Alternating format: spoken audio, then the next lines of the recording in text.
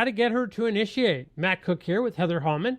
And hey, Heather, how you doing? Hey, this is such a good subject. Yeah, I think that we get this a lot. We have a newsletter going out to 700,000 men, and we get tons and tons of emails every day from men. And a lot of men always are saying to me or Heather or our team, I want my wife to initiate. My girlfriend never initiates.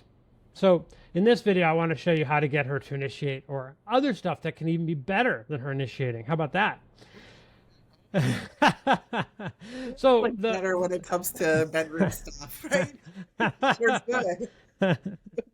So the thing I want to emphasize is that this I have to feel like doing it is like a big argument that women put out there. I have to feel like it. Right. So arousal for women works differently for men. Now, it'll all vary if your woman is really young, and if she has a strong libido, that's different. Sometimes women are older, they have gone through menopause, they don't have much of a sex drive. Some women don't have that much of a sex drive anyway. But what's common for many, many women in the way arousal works is once they're having sex, they feel like it. Yes. That's true. That's true. Yeah. Yeah. So yeah, sometimes just reminding her of that is all you have to do.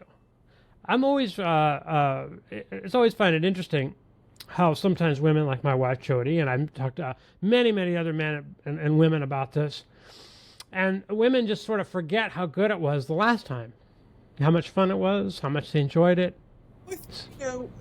Women, like, our brains, just like we're always working on all the minutia of life in our heads. Yeah. And I think sometimes it's hard to get out of that minutia of life and into kind of a sexual zone sometimes. Yeah, I think that's right. That's a good point. Like, women are really big in multitasking, right? Yes. Lots of things going on at the same time. Yeah, we're handling whatever, the guy coming to fix the plumbing and the laundry that needs to be done, and our jobs, or kids if you have big kids, and like it's a lot. Yeah. Men are different that way. I don't think men are as always multitasking the same way. So women may be more preoccupied and not really becoming aroused because their minds are going in all these different directions. Right. So another thing I always like to mention and think about when we talk about this topic is what I call the dishes game. So in our house, if I make dinner, she does the dishes. If she makes dinner, I do the dishes and clean up the kitchen. Mm-hmm. That's pretty common, I think. And then also, like, she generally does the laundry, so I don't do the laundry. Right. But, like, if we hear a noise, like, I'm the one that gets to investigates the noise and whatever. Right. I protect her. I will look at things that may be broken around the house. I'll deal with the plumber. I'll deal with a lot of stuff, in other words, that she doesn't like dealing with. Right. You have a division of labor. A division of labor. And so, like, since we've been together, I've gotten really bad at doing laundry. She's doing the laundry, so why would I be good at it? Right. And so my job in our relationship is to initiate sex. That's my job, because she doesn't do that. I do that. She looks to me to do that. Right. That's fine. Why do I need her to do it if I'm doing it? The only reason is because I'm insecure. That's the reason I would want her to initiate, because I'm insecure. Does she really want me? Okay, that makes sense. Yep. Well, I look around and I notice, well, she's with me. She's not with the other guy. Yeah, she must want me every day, right? Like, yeah, she must want me. Yeah, that's right. That's all you have to look at is, like, who's she with, I mean, she's not with the other guy. She's with you. Right. So obviously she wants you. Yes. And she has sex with me, so I know she wants me. It's just I'm the one that initiates. That's my job. Yeah. That's the dishes game. Choosing you, yes. Yeah, and I don't care about, I'm not insecure about it. It's okay. I'm all right with that. That's my job. So that's what I do. Right. Now, a thing that a lot of people find useful is not playing the game, because, see, what I have a very manipulative nature when it comes to sex.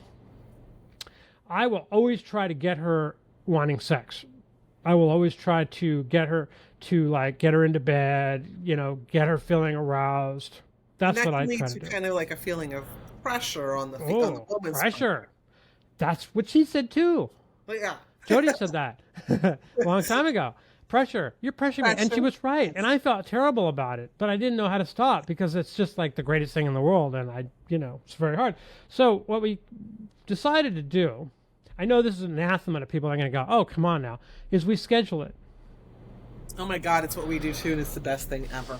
Yeah, it's so much better. There's no, are we going to, are we not going to? We always do at the schedule. I mean, exceptions are one of you is sick, somebody died, or there's like somebody in the next room and the walls are thin because someone's staying with you and, Right. it's kind of weird. But like otherwise, we do it when it's scheduled. And you know Yes. what? We always feel like it when we're doing it. But sometimes you don't feel like it 5 minutes before. That's okay. Or yeah, exactly. That's totally fine. Exactly. Right. Totally fine. So that has been really, really great. And I recommend a schedule for everybody because it takes all the pressure off. Will we, won't we? Now, again, if you're really young and you're really horny and all of that, then you don't need a schedule. But once you get over that phase, what I call the honeymoon phase, people Right. don't really do honeymoons as much anymore. But after a year or two, it's way better doing that. And then you're not wondering, will we, won't we? I'm not feeling like I have to kind of get her in the mood. None of that. It's just like, oh, it's that day. Let's do it. It takes the advantage to scheduling sex is that it takes the question mark and the pressure off of that part of your relationship, and it also gives you something to look forward to. Yeah, exactly. Totally look forward to it. Or it gives you something to remember. Like I floated on the day when I remember what we were doing this morning. It just feels great, right? And then, the next day or 2 days from now, we'll do it again. Fantastic. Exactly. Oh, yeah. And the other thing that is nice when you're scheduling is if you are sick or something comes up, at least for me and my husband, we can be like, oh, this is going on tonight. Like, it doesn't happen often, but can we reschedule for XYZ day? Yeah, we don't even talk about it anymore because we know we're going to reschedule. If we have to miss a day, we have a makeup day. Yes, exactly. So it works out really well.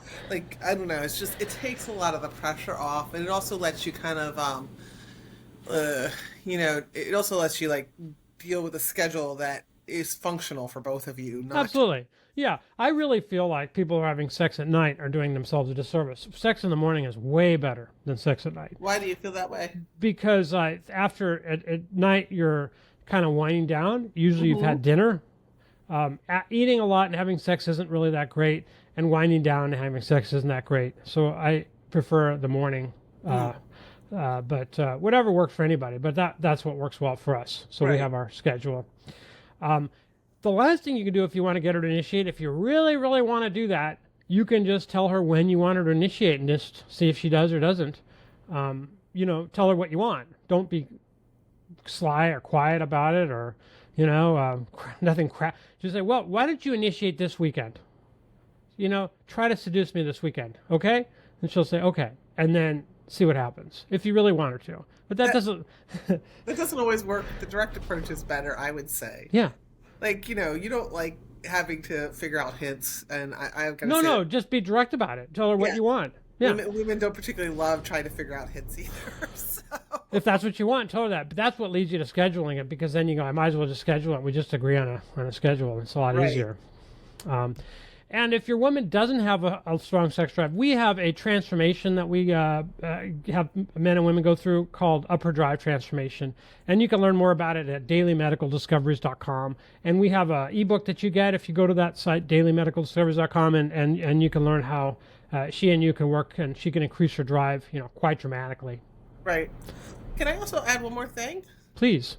So another thing is, I think in sexual dynamics between couples, it's very easy to get into kind of like a negative spiral where you're like, meh, meh, meh, meh, meh, with the other person.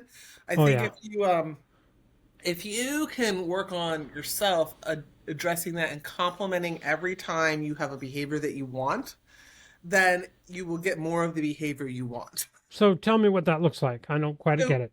So like if your woman, if your wife, if your girlfriend, if she like goes and holds your hand, like that's a form of initiation. It's not initiating sex, but it's initiating physical contact, right?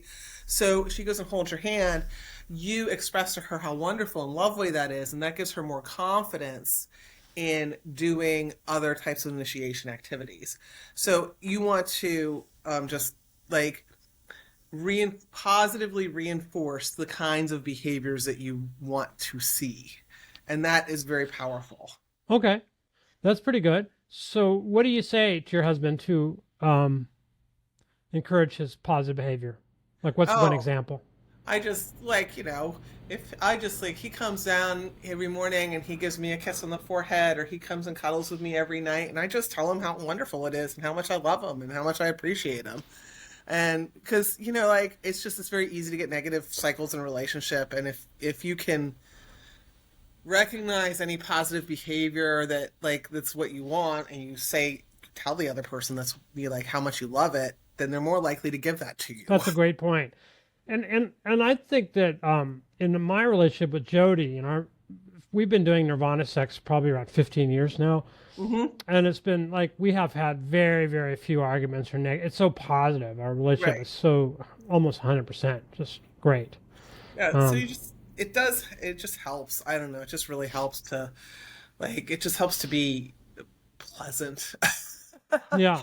Well, you So, try to find things that are pleasant and try to bring them up.